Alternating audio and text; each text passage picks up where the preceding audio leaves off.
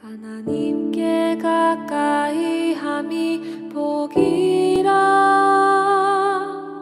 하나님께 가까이 함이 복이라. 나와 하나님 당신의 만남이 내겐 가장 큰 복이라. 하나님께 가까이 함이 복이라.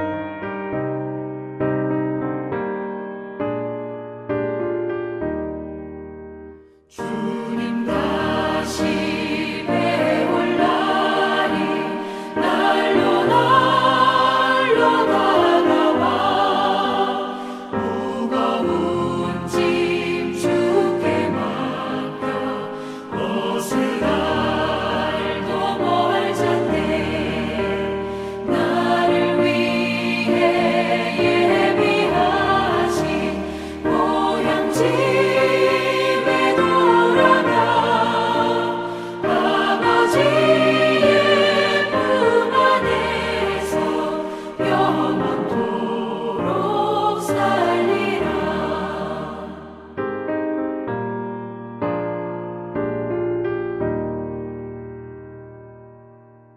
기도하겠습니다.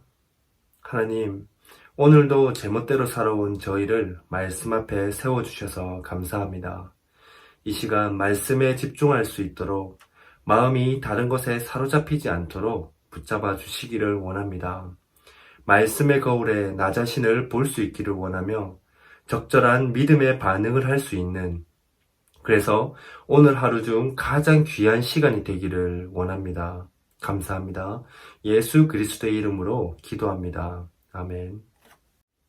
네, 오늘 하나님의 말씀 시편 18편 30절에서 50절 말씀입니다. 네, 제가 봉독하겠습니다. 하나님의 도는 완전하고 여호와의 말씀은 순수하니 그는 자기에게 피하는 모든 자의 방패시로다. 여호와 외에 누가 하나님이며 우리 하나님 외에 누가 반석이냐. 이 하나님이 힘으로 내게 띠띠우시며 내 길을 완전하게 하시며 나의 발을 암사슴 발 같게 하시며 나를 나의 높은 곳에 세우시며 내 손을 가르쳐 싸우게 하시니 내 팔이 놋 활을 당기도다. 또 주께서 주의 구원하는 방패를 내게 주시며 주의 오른손이 나를 붙들고 주의 온유함이 나를 크게 하셨나이다. 내 걸음을 넓게 하셨고 나를 실족하지 않게 하셨나이다. 내가 내 원수를 뒤쫓아가리니 그들이 망하기 전에는 돌아서지 아니하리이다. 내가 그들을 쳐서 능히 일어나지 못하게 하리니 그들이 내 발 아래에 엎드러지리다. 주께서 나를 전쟁하게 하려고 능력으로 내게 띠띠우사 일어나 나를 치는 자들이 내게 굴복하게 하셨나이다. 또 주께서 내 원수들에게 등을 내게로 향하게 하시고 나를 미워하는 자들을 내가 끊어버리게 하셨나이다. 그들이 부르짖으나 구원할 자가 없었고 여호와께 부르짖어도 그들에게 대답하지 아니하셨나이다. 내가 그들을 바람 앞에 티끌같이 부서뜨리고 거리에 진흙같이 쏟아버렸나이다. 주께서 나를 백성의 다툼에서 건지시고 여러 민족의 으뜸으로 삼으셨으니 내가 알지 못하는 백성이 나를 섬기리이다. 그들이 내 소문을 들은 즉시로 내게 청종하며 이방인들이 내게 복종하리로다. 이방 자손들이 쇠잔하여 그 견고한 곳에서 떨며 나오리이다. 여호와는 살아계시니 나의 반석을 찬송하며 내 구원의 하나님을 높일지로다. 이 하나님이 나를 위하여 보복해 주시고 민족들이 내게 복종하게 해 주시도다.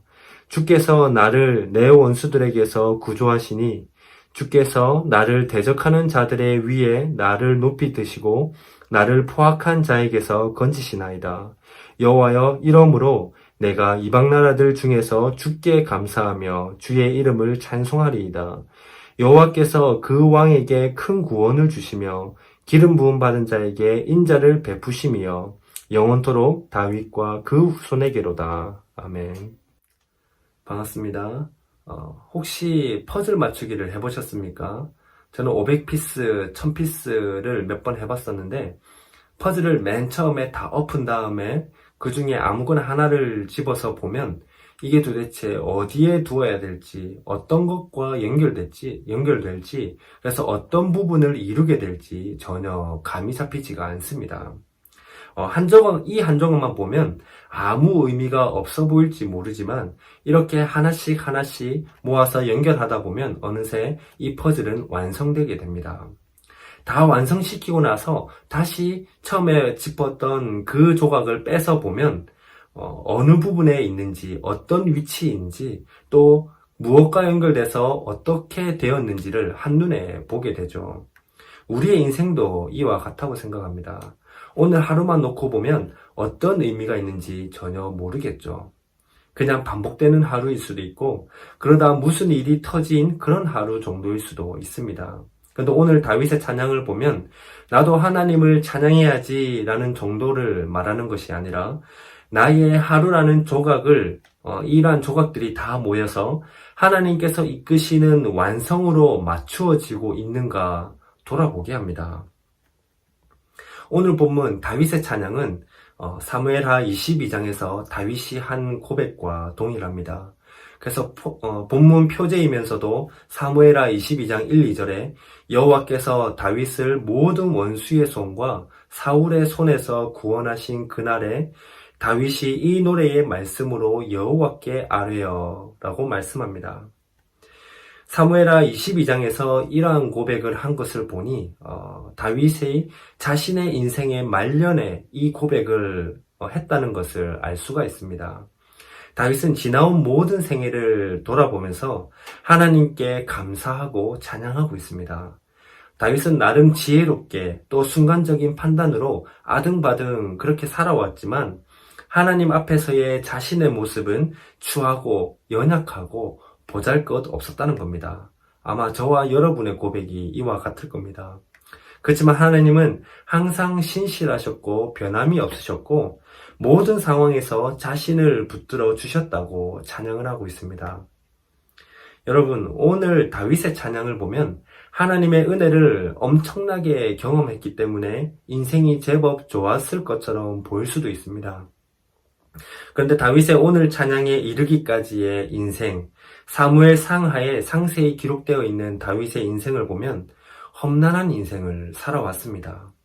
오늘 본문에서는 하나님께서 자신의 길을 완전하게 해주셨다고 간단하게 고백을 하지만 사실 사무엘 상하에 기록된 다윗의 인생은 엄청 조각이 나 있습니다. 사무엘상은 하나님께서 사울을 왕으로 세우시고 사울이 죽는 것까지를 보여주고 있습니다. 사울이 왕으로 있었지만 다윗의 존재가 슬슬 부각되자 사울은 다윗을 죽이려고 하였습니다. 다윗의 입장에서는 엄청 미칠 것 같았을 겁니다. 자기가 사울 왕을 해코지한 것도 아닌데 왜 자기를 죽이려고 하는지 이해할 수가 없었겠죠. 그래서 그때마다 피하면서 도망치면서 하나님께 하소연을 하였고 하나님을 만나는 그런 얘기들이 사무엘상에 기록되어 있습니다. 그리고 사무엘하에서는 드디어 사울이 죽고 다윗이 왕이 됩니다. 다윗을 죽이려고 하던 사울이 죽었고 이제 다윗이 왕이 되었으니 만사형통하였을까요? 그렇지 않습니다. 하나님의 임재의 상징인 언약궤를 빼앗기게 되고 그래서 수많은 전쟁을 치러 간신히 빼앗겼던 언약궤를 되찾아오게 되는데 그러면서 하나님의 영광이 회복되는 것을 경험하게 됩니다. 그래서 다윗은 하나님의 집을 짓고자 하는 열망을 갖게 됩니다. 그런데 11장부터는 반전의 모습이 그려지는데 죄를 짓게 되는 내용이 나옵니다. 바로 밧세바 사건이죠. 다른 사람의 아내를 취하고 그리고 그 남편 우리아를 전쟁에 내보내 죽게 합니다.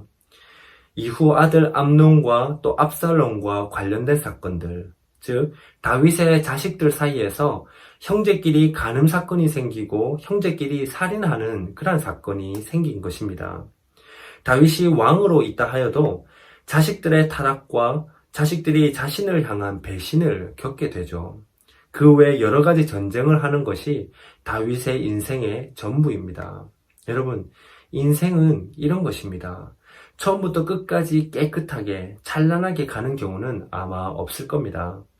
자신이 알고 저질렀던, 모르고 저질렀던 자신의 행실로 인한 고난, 또 예상치 못한 그러한 고난으로 인해서 이렇게 인생이 고난들의 퍼즐로 다 조각난 후에 사무엘하 22장이 기록되었습니다. 그래서 사무엘하 22장 10편 18편의 다윗의 찬양에는 세월의 흔적이 고스란히 남아 있습니다. 아주 험난했고 목숨이 10개라도 모자랄 상황들이 참 많은 인생이었죠. 그래서 다윗은 하나님을 찬양할 때 가장 먼저 나의 힘이 되신 여호와여, 내가 주님을 사랑합니다 라고 고백을 합니다. 그리고 이후의 내용을 다들 이미 큐티해 오셔서 잘 아실 건데, 다윗이 자신의 인생에서 경험한 하나님은 자신을 보호해 주시는 하나님이었다고 고백을 합니다. 인간 다윗을 보호해 주신 것도 있고 다윗의 왕권, 혈통을 보호하신 것도 있겠죠. 오늘 본문에서도 다윗은 계속해서 하나님을 찬양하고 있는데, 오늘 본문은 앞에 4절에서 19절과 병행되는, 이어진다고도 볼 수도 있습니다. 4절에서 19절은 순종하는 그의 종을 구원하기 위한 하나님의 강림을 말하고 있는데, 하나님께서 다윗의 의와 선의 근거에서 선하심으로 다윗을 도우셨다는 내용입니다.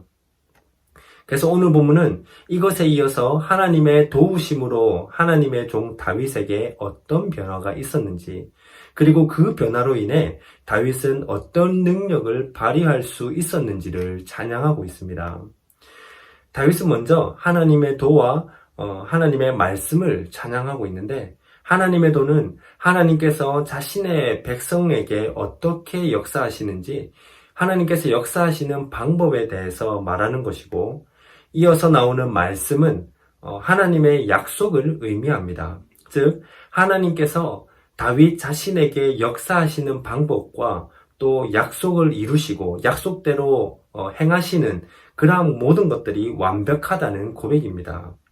하나님께서 자신에게 역사하시는 방법과 약속의 완벽함이 자신의 조각난 인생 하나하나를 완벽하게 변화시켰다는 것을 33절에서 46절까지 찬양하고 있습니다.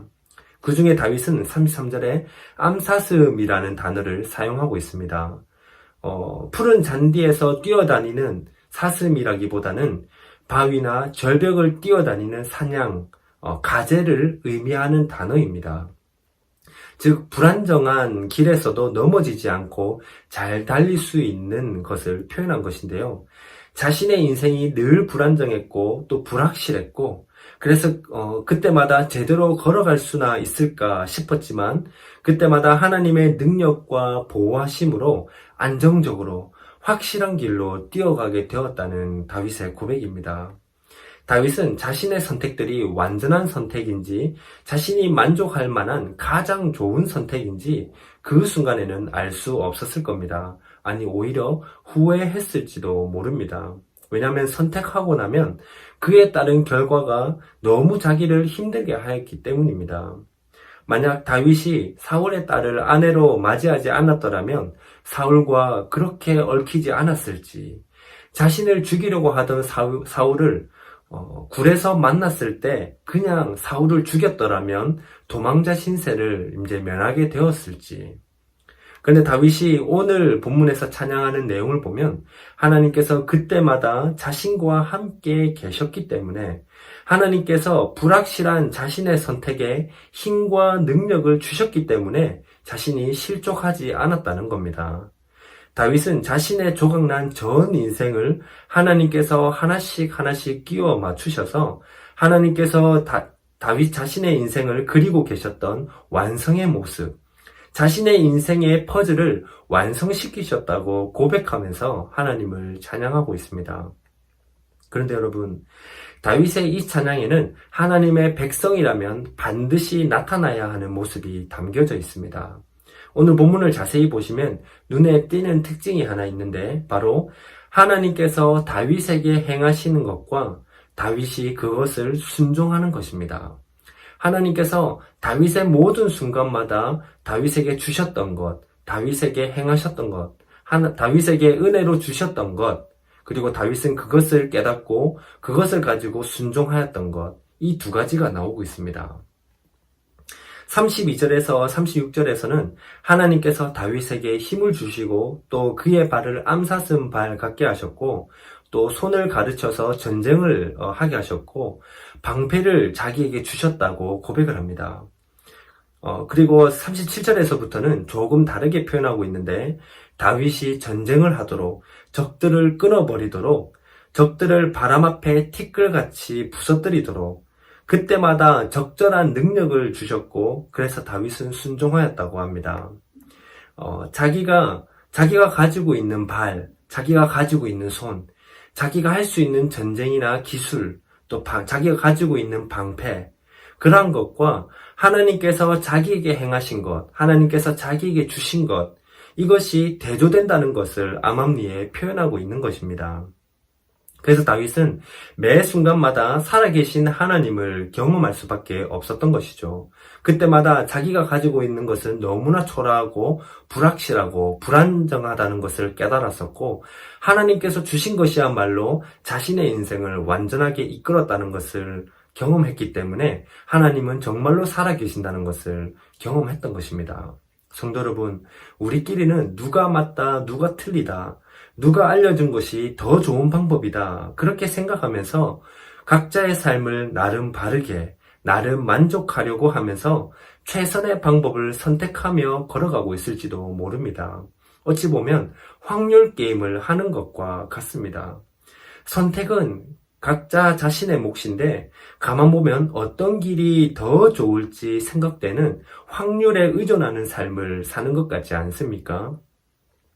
그러나 오늘 하나님께서 다윗의 찬양으로 우리를 깨닫게 하시듯 우리의 모든 인생은 죄로 물든 조각난 퍼즐에 불과하고 하나님께서 그때마다 적절하게 주시는 은혜를 발견해서 순종하는 것만이 가장 좋은 답이라는 것을 이미 다들 경험해 보셨을 겁니다. 성도 여러분, 하나님은 다윗에게 그러하셨듯이 우리의 불완전하고 불확실한 인생의 조각들을 하나님의 완벽함으로 완성시키시기 위해 그때마다 적절한 능력과 환경과 지혜, 은혜를 주고 계십니다. 중요한 것은 그 순간마다 내가 이것을 발견하느냐 하는 것입니다. 우리에게 주어진 모든 것은 하나님께서 우리의 인생을 완성시키시기 위해 주신 것인데 요즘 하나님께서 여러분에게 무엇을 주고 계신 것 같습니까? 하나님께서 요즘 여러분에게 무엇을 행하고 계신 것 같습니까? 오늘 짧은 시간이겠지만 기도할 때 자신의 삶을 한번 돌아보시기를 바랍니다. 하나님께서 그동안 나의 인생의 퍼즐을 하나씩 맞추셔서 지금까지 역사에 오셨는데 그렇다면 요즘은 하나님께서 나에게 무엇을 주고 계실까? 어떻게 나의 인생의 퍼즐을 맞추시기를 원하고 계실까?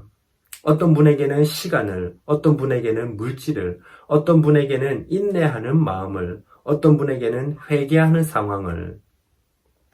정답은 하나님과 여러분 자신 사이에 있기 때문에 요즘 나에게 하나님께서 행하신 것, 하나님께서 나에게 주시는 것, 하나님께서 나에게 요구하시는 것을 꼭 발견하고 그래서 순종의 모습까지 나타나기를 바랍니다. 그래서 저와 여러분의 입에 오늘 다윗의 찬양이 흘러나오기를 바랍니다. 우리 함께 기도하겠습니다.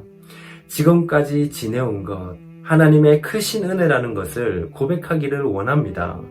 태어났으니 살아가는 인생이 아니라 하나님께서 이끌어 가시는 인생이라는 것을 날마다 발견하고 순종할 수 있기를 원합니다. 하나님께서 오늘 나에게 행하시는 것, 하나님께서 오늘 나에게 주시는 것, 하나님께서 오늘 나에게 요구하시는 것이 무엇입니까? 그것을 받아들일 수 있는, 순종할 수 있는 믿음 또한 주시기를 원합니다. 이렇게 우리 함께 기도하며 나아가겠습니다. 그리고 교회 공동 기도 제목이 계속해서 올라오고 있으니 기도해 주시기를 바랍니다.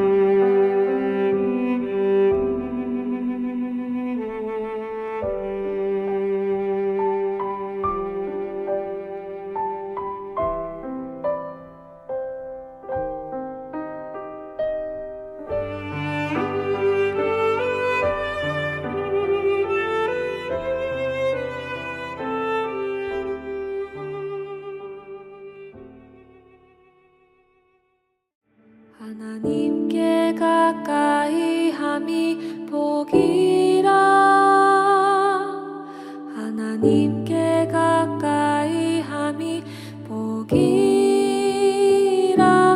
나와 하나님 당신의 만남이 내겐 가장 큰 복이라. 하나님께 가까이 함이 복이라. 하나님께 가까이 함이 복이라. 나와 하나님 당신의 사귐